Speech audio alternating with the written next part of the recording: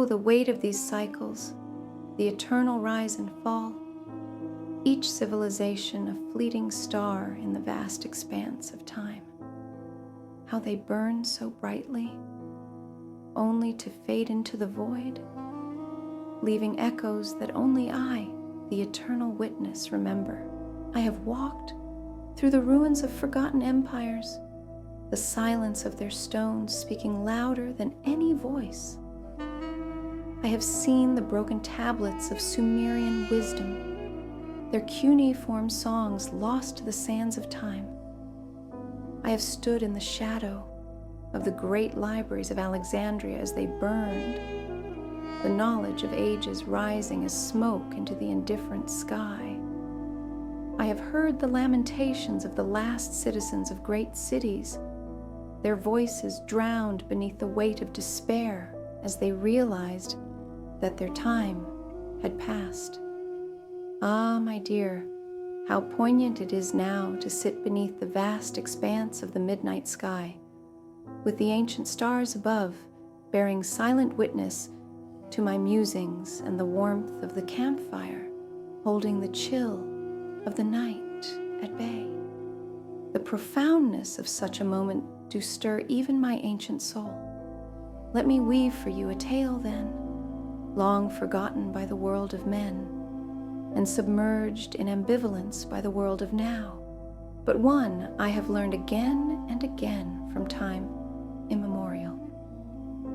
Ah, remember the Mouse Utopia experiment of a recent time, a study that has stirred the minds of scholars and philosophers alike with its chilling implications for societal growth and decline. Conducted by the ethologist John B. Calhoun in the mid-20th century, it sought to explore the effects of overcrowding and abundance on a population of mice. The parallels between its findings and the cycles of human civilization are both striking and poignant, a mirror reflecting the fragility of societal structures. The parallels with human civilization are both profound and disquieting. History has shown that civilizations, like the mice in their utopia, often follow a cyclical pattern of growth, peak, decline, and collapse. Indeed, the cyclical nature of civilizations, their inevitable rise and fall, has shaped my understanding of existence and carved into me a sorrow that words alone cannot fully convey. Yet I will tell you more, O stranger. I will tell you more. In a world where abundance reigns and scarcity is but a forgotten shadow, cracks begin to show. Not in the resources, but in the beings who consume them. Gen Alpha, a generation born into the lap of technological marvels, grapples with an unease they cannot articulate, a restlessness that festers beneath their curated digital lives. The parallels with Calhoun's Mouse Utopia are as eerie as they are undeniable. In his enclosed paradise, the mice collapsed, not from starvation, but from suffocating abundance, from the pressures of constant presence and competition. The behavioral sink, that spiral of apathy and violence, feels less like a historical curiosity and more like a warning whispered to humanity through time. As we unravel these connections, the mirror of Gen Alpha reflects back the mice's fate. Will we listen? The journey ahead delves into a convergence of unsettling truths. How Gen Alpha mirrors the behavioral sink of Calhoun's experiment. How urban life today resembles the despair of Mouse Utopia, and whether we are on the precipice of societal collapse or poised to overcome it.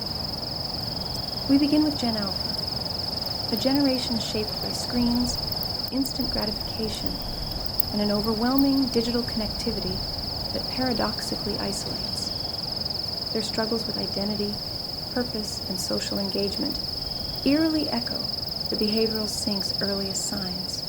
Next, we descend into the heart of the experiment itself. Calhoun's Mouse Utopia, brimming with food, comfort, and safety, should have been a haven. Instead, it became a dystopia of violence, narcissism, and collapse. The chilling similarities with modern urban life, the crowding, the isolation amidst abundance, and the breakdown of community, cannot be ignored. We then explore the behavioral sink itself, a vortex of dysfunction where violence and withdrawal feed upon each other. We'll map these patterns onto our current society, noting disturbing parallels: rising crime, mental health crises, and societal fragmentation. We'll see how Gen Alpha's traits, withdrawal, hyper-curated identities, and loss of connection align with the disintegration of Calhoun's mice. Finally, we confront the broader question: is this the beginning of the end for modern civilization? We'll trace humanity's transformation from pre-modern resilience to the vulnerabilities wrought by modernization. Declining testosterone, shrinking brain size, and an over-reliance on technology. Yet within these dark reflections lies a glimmer of hope, the possibility of adaptation, of innovation, of forging a path away from the sink. The parallels are disturbing, the stakes existential. Let us proceed. Part 1. Gen Alpha and the behavioral sink. Gen Alpha's world is one of excess, endless content, infinite scrolling, and curated perfection. Yet beneath this abundance lies a generation grappling with isolation, anxiety, and a sense of purposelessness. Their behavior mirrors the patterns seen in Calhoun's behavioral sink. The beautiful ones of Gen Alpha groom their digital identities to obsessive perfection, retreating into the safety of virtual worlds to escape the chaos of real-life competition. The fierce, territorial fights of Calhoun's alphas are paralleled by social hierarchies online, where clout is currency and battles for dominance leave the vulnerable excluded. Like the mice, Gen Alpha faces an environment that provides everything yet demands too much. How long can this balance hold before the sink begins to claim its due? Part 2. Mouse Utopia Experiment. In 1968, Calhoun introduced 8 mice into a 4.5-foot cube of abundance. They were given everything they needed: ample food, water, nesting space, and protection from predators. At first, the population flourished, doubling every 55 days. But as the population neared its peak, cracks appeared. The mice, unable to adapt their natural behaviors to this unnatural paradise, began to unravel. Violence erupted. Mothers neglected their young, and the withdrawn beautiful ones emerged, lost in grooming rituals. Within 5 years, the population collapsed to zero. What began as heaven turned to hell, a haunting reflection of abundance gone awry. Similarities with modern city life. Today's cities echo the patterns of Mouse Utopia.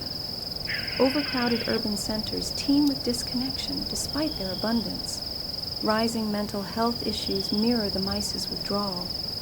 Inequality drives clustering, with the privileged few hoarding resources, while others spiral into despair. The endless competition for jobs, housing, and status recalls the relentless territorial battles of Calhoun's alphas. Social media amplifies these dynamics, turning grooming into an art form and isolation into a default.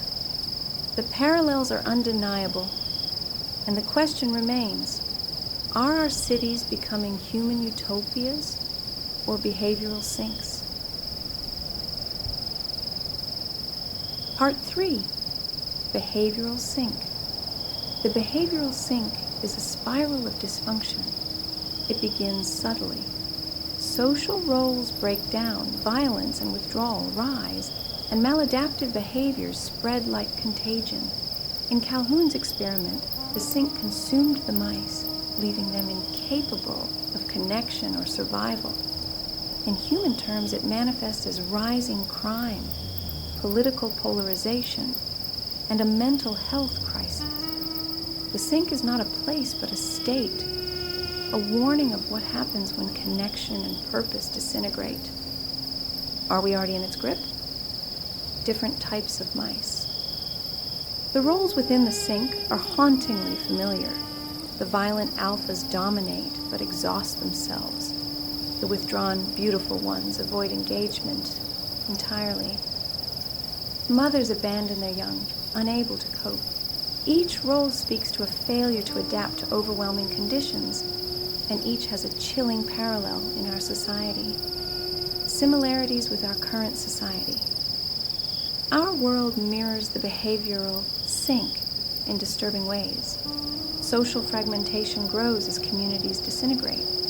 Rising inequality creates clusters of privilege and despair. Mental health crises spiral as more people withdraw into curated virtual worlds. The behavioral sink is not just a historical curiosity. It is a potential roadmap for modern society's collapse. Striking similarities with Gen Alpha, like the beautiful ones, retreats into digital grooming. Their curated identities and withdrawal from face-to-face engagement echo the behaviors of the sink.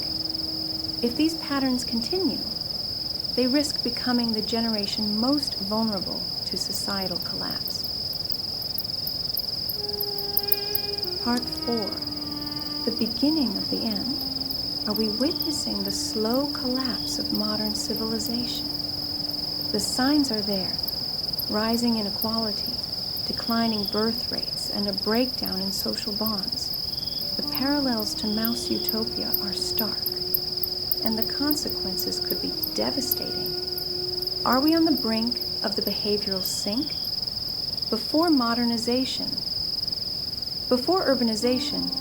human societies thrived on tight-knit communities and shared purpose.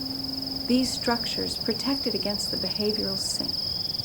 Modernity has stripped away many of these safeguards, leaving us vulnerable to the stresses of abundance. Modernization's transformations. The march of progress has brought unintended consequences. Declining testosterone levels, shrinking brain sizes, and an over-reliance on technology erode our resilience. The very systems that sustain us may also be our undoing. Finding solutions. Unlike mice, humans can adapt. The question is whether we will. If we do not address these trends, if we do not find ways to restore connection, purpose, and balance, we risk slipping into the sink and fading into oblivion. Chapter. Outro. The tale of Mouse Utopia is not just a story of rodents. It is a mirror held to our world. As Gen Alpha rises, the similarities are haunting. The grooming, the withdrawal, the violence.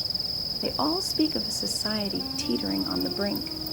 The behavioral sink waits, patient and unrelenting. Its whispers grow louder, urging us to change before it is too late. The mice could not escape their fate, but perhaps we can.